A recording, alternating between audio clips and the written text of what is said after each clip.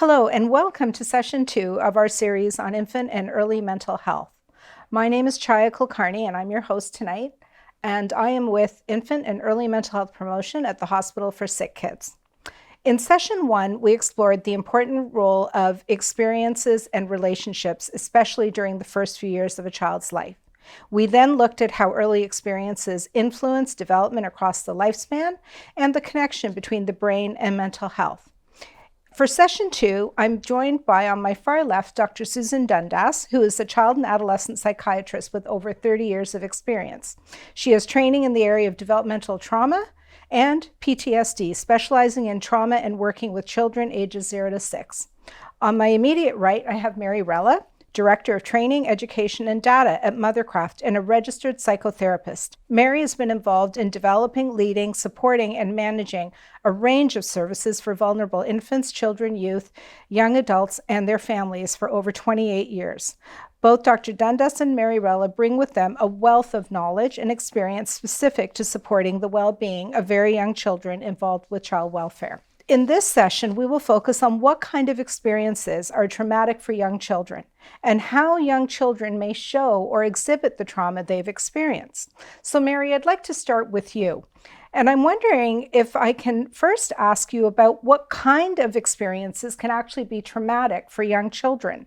And I know that you and I have talked about the fact that there's different kinds of trauma that kids experience: situational trauma, event trauma, and relational trauma. Seems to me that's the big one, relational trauma for young kids. And I'm wondering if you can describe what that actually is for a young child, what it looks like.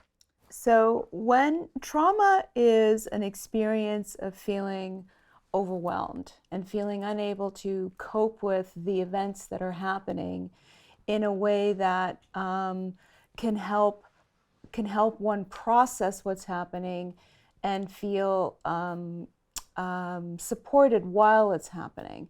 So for a young child, it might be an event. So if there is an event that is mitigated by a parent who can help them understand or manage what's happening, then the likelihood of them feeling overwhelmed by the event is not as high. For young children, the relationship is the most important and key aspect of helping an infant, for sure, feel able to manage any feeling. So for example, even a wet diaper for an infant can feel overwhelming if it's that uncomfortable. So if they make cues of "I'm in distress" and those cues don't get managed by a caregiver who can understand what to do with a cue like that, then they feel alone, and that feeling in and of itself can feel overwhelming. And that feeling of aloneness or abandonment continues to have them be in distress, and that can be a traumatic experience for an infant. Right. So relationships are really important. Relationships are key. The primary one is absolutely key. Yes. Okay. All right. Susan, I'm wondering if I can move over to you for a minute and focus on this idea of relational trauma and just given the importance of relationships in the first few years of a child's life. When a young child is separated from their primary caregiver, even when the situation that they are being removed from is very traumatic for them or difficult, and may in and of itself cause the child some trauma, is the separation from that situation traumatic for a young child, or is it a relief for that child? Or maybe it's both. I don't know. Well, it's a good question, Chaya. So when you have a child who's born, they become connected to the people who they're with. And they're going to automatically, instinctively, their brain's going to adapt to the environment in which they are at the time. So if it's not an environment that is consistent, or even one that is dangerous, their brain's going to adapt to that environment. And with the primitive options that they have to cope, their brain is going to cope with that environment. And that's often with, not the best coping mechanisms. When they leave that environment to go to a new environment, they take those coping mechanisms with them. And they also take that experience of being connected to those people who were their primary caregivers initially with them as well. Their brain still wants to go to those primary caregivers to protect them and to get their needs met, even if those caregivers weren't good at doing that or weren't consistent or were even unsafe. Their brain's still going to be driven towards that. So with the new caregivers, they're taking all those primitive coping mechanisms that were developed in confusing, sometimes unsafe environments, and coming to a different caregiver who has a different set of expectations and abilities, and they have to start to learn all over again a new way of communicating. And it's not as simple as learning, this is the way we talk in this house, this is the way. It's actually a brain developmental change. So it would be similar to someone who lived in one environment where they could only, crawl in a certain way because that was all that was available to them, and then going to an environment where they were expected to walk in a completely different way. They wouldn't have the neural functioning that would allow their body to adapt that easily to this new environment. And it's the same for their relationships. So they're grieving the past relationship. They're also trying to adapt to a new one, and they're bringing very primitive coping mechanisms to the new caregivers who may not understand how they're behaving towards them. And it seems to me that when we think about older kids, we get that, right? That an older kid is definitely going to understand, I'm not in my house anymore. But I think sometimes there's a misconception that babies, little kids, will just adjust. They're so young, they'll just adjust. And that, in fact, they have not, this is not that traumatic for them. But what I'm hearing you say is actually this is very traumatic for them and very overwhelming for them when that move happens. Even though it's from not a great place to maybe a fabulous place, initially, it is still very traumatic. The first year of life is where so much is imprinted on the brain that it has more impact than things that happen much later in life. Yeah. So Mary, I want to come back to you now, and I wonder if you can describe for us a little bit of what this kind of trauma might actually look like in terms of a child's behavior or even their development. Like, does trauma influence development? And if so, what might that look like? And can it help us understand behavior that might feel challenging for a caregiver? But what we're seeing is the result of the trauma they've experienced. Yeah, so I'll start with the infant. So let's say you have an infant who has been in an environment with their caregiver where their bids for proximity, like their cry, like "come get me, I need you," that cry doesn't get attended to very much, or not at all, because of neglect. And of course, when we talk about caregivers, we always talk about caregivers from the perspective of not judging, and that, caregivers sometimes, and not sometimes, most times themselves, come into the relationship with their own trauma. And so for the purposes of the relationship, the caregiver may not have been attentive to those cries. So you have an infant who's in one situation learns, well, I'm not going to cry because crying doesn't actually bring me the care that I need. And so in that situation, I don't cry. And when I need something, not only don't I cry, but slowly what I'm going to actually learn to do is not even pay attention to what I need or how I need it. And that might translate into, a toddler who potentially doesn't ask for help. So you've got a child who is now in, a setting and an environment who's 2 years old and hasn't actually learned that, hey, if Susan has my toy and it's my turn to play with that toy and she's not giving it back to me, I'm not going to come to you, Chaya, and say, Chaya, can you help me get the toy from Susan? It's my turn. Instead, what I'm going to do is I'm going to control what I want in the ways that I want, I might go over and I might grab the toy from Susan, I might push her away, doing it at the same time.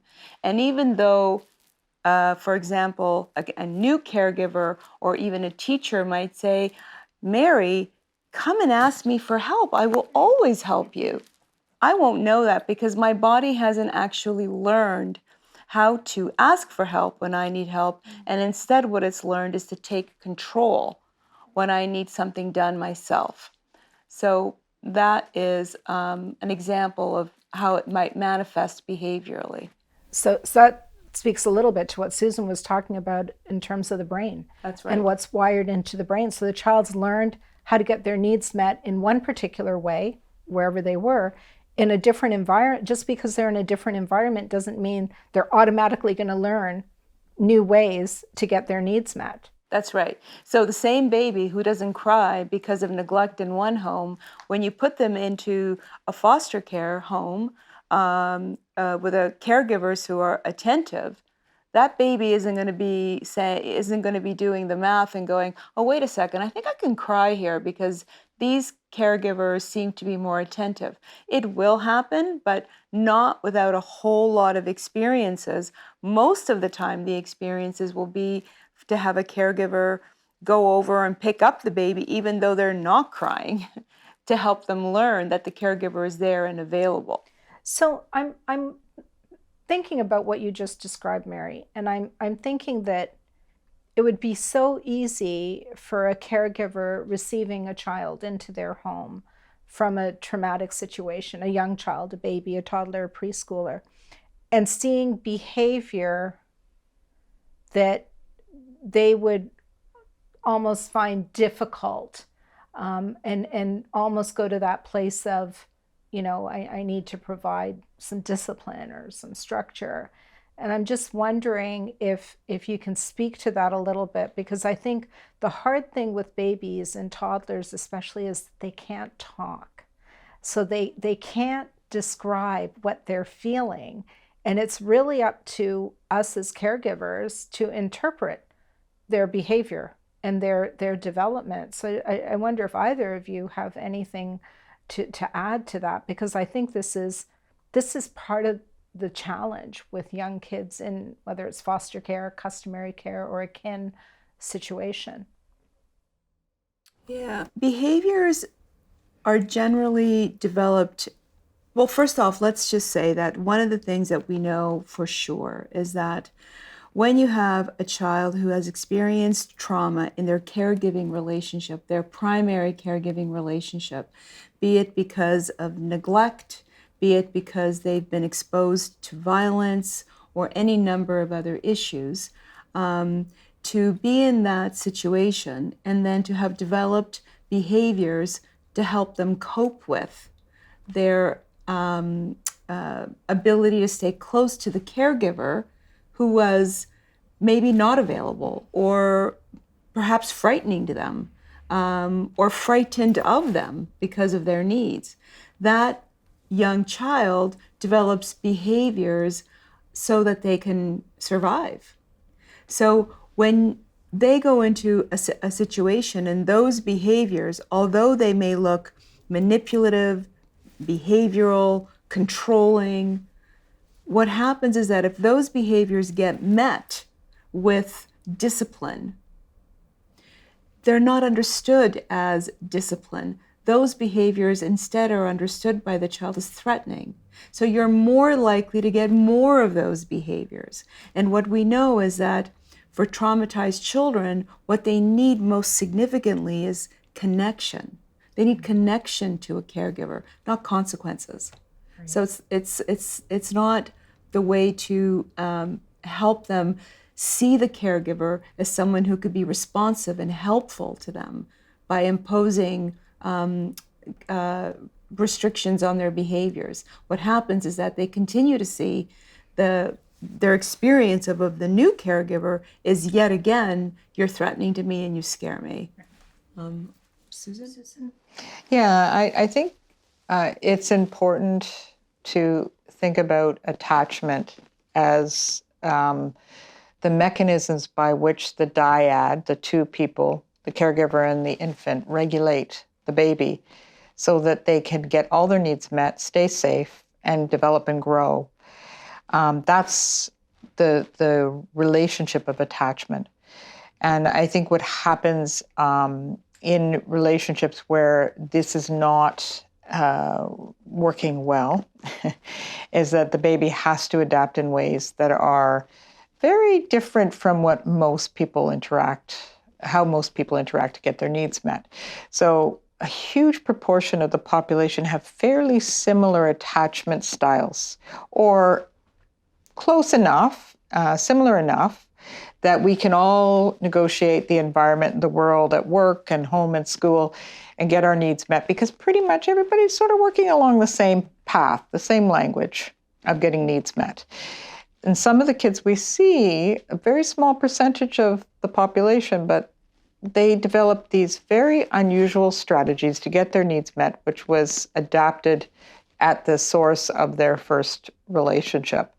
And unfortunately, when they try to communicate into their new environments where everybody's working on the sort of standard way of managing, people get very confused by the behaviors and they try to adapt to the child. One of the things that's important for foster parents is to, assuming they have that usual form of interaction and they aren't themselves frightening and chaotic in their style, that the foster parent maintain that style of connection that they have typically, rather than trying to become like, I'm going to meet your aggression with aggression. I'm going to meet your rejection with rejection. But to stay firm in their own consistent approach to the child in a calm, responsive way, and wait for the child to catch up to them in that way, as opposed to trying to behaviorally induce those behaviors in a child, because those kids are just responding the only way they know how. This is a bit of a generalization, but I'm just wondering, in session 1, I talked about the fact that, for a young child who's crying, like in distress, there really isn't a situation where it makes sense for the caregiver to walk away. Because what's important is that they stay present. Mm-hmm. And so is it, if we were to give one strategy out of this, stay in the room. Stay in the room, stay calm, stay compassionate, but be present for the child, even if the child's rejecting you, pushing you away, crying, not responding to, being consoled. Being present is still really, really important. I mean, I say this even to families where the baby's colicky, right? Just don't leave the baby. And if you're tired from it, find somebody else to step in. But this idea that connection, they're looking for it. It doesn't feel like they're looking for it, but they are looking for it. No, in fact, you would think that they were looking for the exact opposite thing, because some of these behaviors are exactly as you described. They're alienating. Even an infant can have a care provider feel quite ineffective because they don't stop crying, or they arch their back, or they're like literally looking like, get away from me. And if a caregiver isn't careful, as Susan said, and begins to act in the same way. So, okay, so you don't need me, then you look like you don't need me, I guess, and then you don't need me, and walk away from that, then it reinforces the aloneness. Mm-hmm. And in some situations, the feelings of I'm not worthy of love, I'm not worthy of care, from the experience of the infant and of the young child. So, Susan, what happens when there isn't that, what we call a secure attachment relationship for that child? Maybe they didn't have it where they were. Now they're in a new home, and they don't have that sense of safety and security. Unfortunately, a lot of the kids we see over the years, it's a repeated situation. Many caregivers, many foster homes, many reasons for that. Not just that people give up on them or that but foster parents get sick, they get elderly, they have to leave the foster system, and these kids go through a lot of these transitions, and there's no way for them to adapt to so many caregivers. So they continue with their primitive mechanisms, which further reinforces a sense of helplessness in the caregivers that they meet. So they're continuing to what I call the Big Bang mechanisms, which is aggression, self-harm, and things that will absolutely get their needs attended to. If that's all you've got that has worked consistently over the years, then you reinforce those skills. And I call them skills. They're not seen as skills, but they certainly work. And we don't just have to ignore what the usual response is, let's ignore these negative behaviors. We have to come up with another way this child can get, first of all, what is their need that this response is to, and then figuring out a way to help them get those needs met. And the other side of the coin, the foster parent will, because of this feeling of incompetencies and I'm not feeling like a good parent, and maybe having lots of good experiences with other kids where they did feel fantastic about themselves, they felt great, they felt like they were good parents. And this kid is starting to make me feel like I'm not a good parent, and I actually don't like the kid, or I don't even like myself in the relationship with this kid. That can be very problematic. So that's why staying consistent to your own known ways of being, and recognizing this is a language this child's bringing to you. It's not your language. And it's kind of up to you to kind of figure, I wonder what this is. I wonder what you need. And to keep that wondering and curiosity up in the brain, and being a bit of a detective. I mean, I do this with kids who are older. Let's be a detective about your feelings as they come up. Let's together look at it. So there takes away some of that shame piece, because otherwise you get into people starting to blame the child for this behavior. I had one client once, this was way back in medical school before I knew much about any of this stuff, and it stuck in my brain because the child was 2, and the mom came in saying, I knew there was a problem. This child had a lot of challenges with aggression and running around. He was running around the chairs. I didn't know what to do with the whole situation. But what stuck in my brain was the mother said, when he was a newborn, he had fists, just like my abuser. He made fists. So the newborn closed palm was interpreted by mom as fists. So she was afraid of her child from day one. And the child has become fearful. Like the way she described him, he was like a 20-foot, terrifying big Hulk. And to see him there, he was this little guy, was cute as a button, but running around the whole room. And it was like very poignant in my brain that she clearly saw him in a certain way, and he was living up to this. Right. The thing that I was thinking about as you were saying that is that, you talked about when a relationship isn't secure. Mm-hmm. But the thing is that in a secure relationship, what the caregiver does with the infant is that it helps them put together an experience, of how their feelings and their behaviors go together.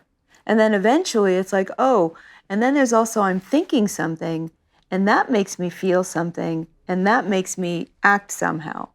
So when you have an attuned parent, the parent allows for the caregiver, interprets the experience for the child. And that helps them begin to identify what they're feeling, as well as communicate what they're feeling to get their needs met.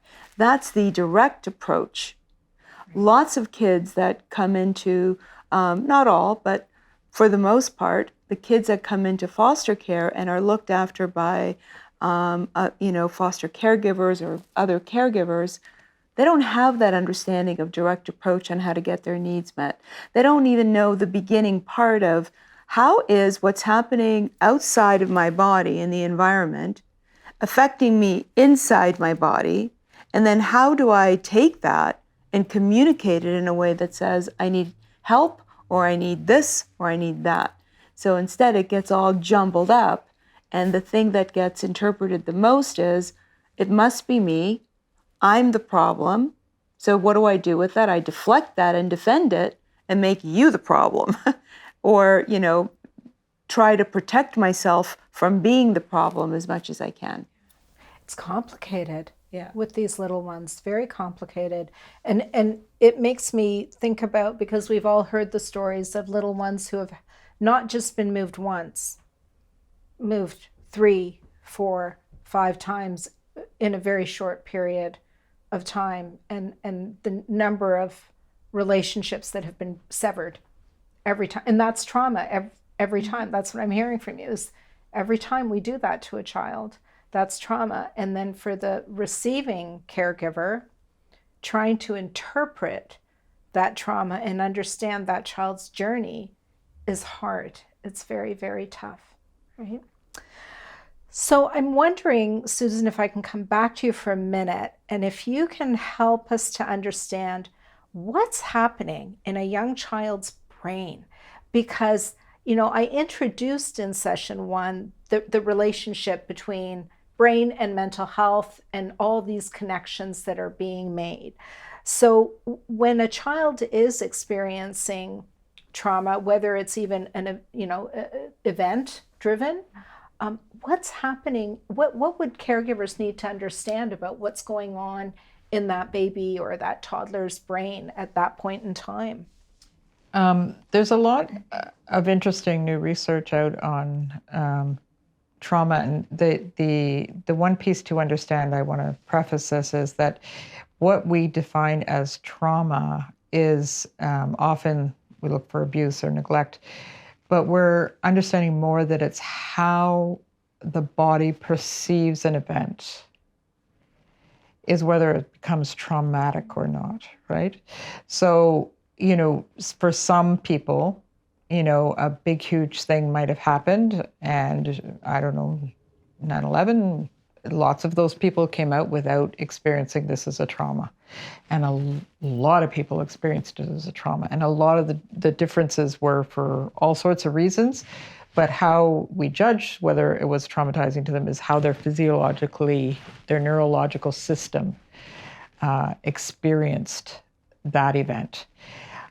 There's lots of work with adults who we can assess and know what's happening in their body because they can tell us and they can be measured and all sorts of things. But for babies, that's a lot harder. So the neurophysiological response to events is what determines whether the trauma is happening at that time to the baby or not. And babies can show their trauma in a bunch of different ways. They can either shut down and go into full shutdown in part of their brain, or they can become sympathetically charged and become aroused in parts of their brain. There's, not necessarily a difference in how traumatizing it was for the child if they fully shut down versus if they're, fully sympathetically charged. And so sometimes traumas might get missed because the child is completely dissociated and disconnected. So their brains are developing capacities to cope with severe or even what might not appear to be severe events on the outside by finding their brain will find the right way of coping with it on the inside. When you see a child shut down, it doesn't necessarily mean the child's not experiencing the same severity. And we, in fact, start to worry about those kids who practice shutdown and practice dissociation, because what the brain is doing is, I can't cope, and I got no place to go, and I got no one to help me. And in fact, it's so confusing because the very people I want to go to help me are the very same people who might be frightening me. So two sides of the brain are engaged at the same time, and they can't coexist essentially, because attachment is to go to and fight flight is to go away. So they just cut off the fear, which unfortunately later on, if that becomes a practice event, people go easily into these dissociative states. So you're in the middle of being traumatized later on, beaten or something, and you don't get up and leave or fight back, you cut it off. And you stay present, which then leads you to be in all sorts of, you could be in various triggered environments where that's what your brain chooses to do, to shut down, which means you don't leave these unsafe, unpredictable settings.